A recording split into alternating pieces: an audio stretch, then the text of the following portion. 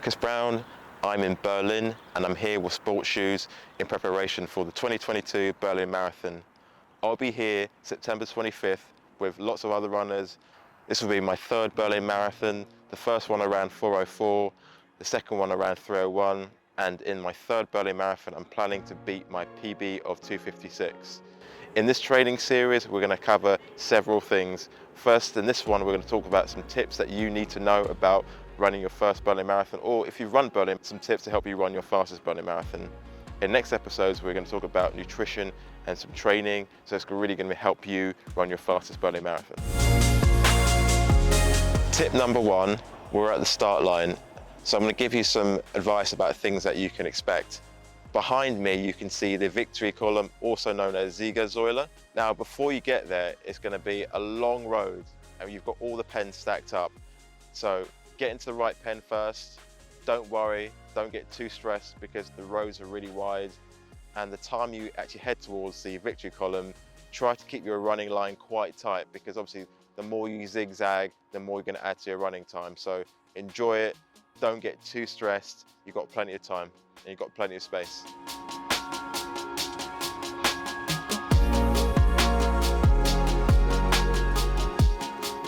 Tip number two.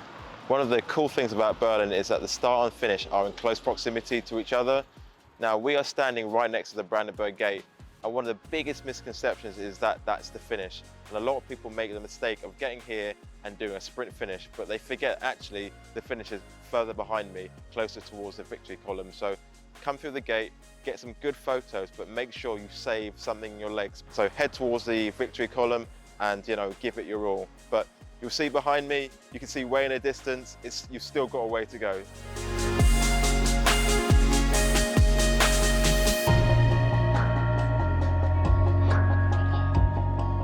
For tip number three, we are here in the Tiergarten, and it's a really significant point in Berlin. It's a place that connects quite a few places for the Berlin Marathon. So you've got the start and the finish, we've got the gate, we've got the victory column, we've got some other significant points as well. We've got the Reichstag as well, so that's where you're going to pick up your medals and celebrate and get your medal engraved. And also if you want to get a shakeout run done, it's a really good place to do it, because one, you're close to everything and you get to see the marathon be set up, and it's like really a nice place, almost a disconnect from the city pre-race. So away from the craziness, a bit of calm before you start the excitement for the marathon the next day.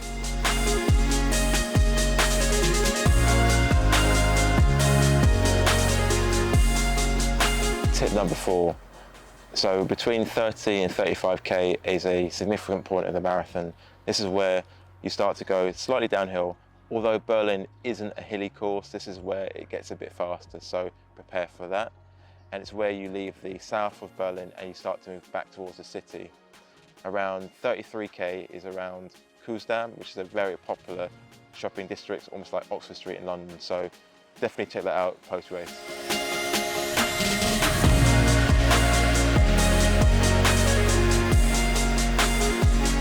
Final tip, tip number five. We're going to be at the iconic Potsdamer Platz. Now that is a really iconic part of the course. You're going to pass it around 35k and 40k.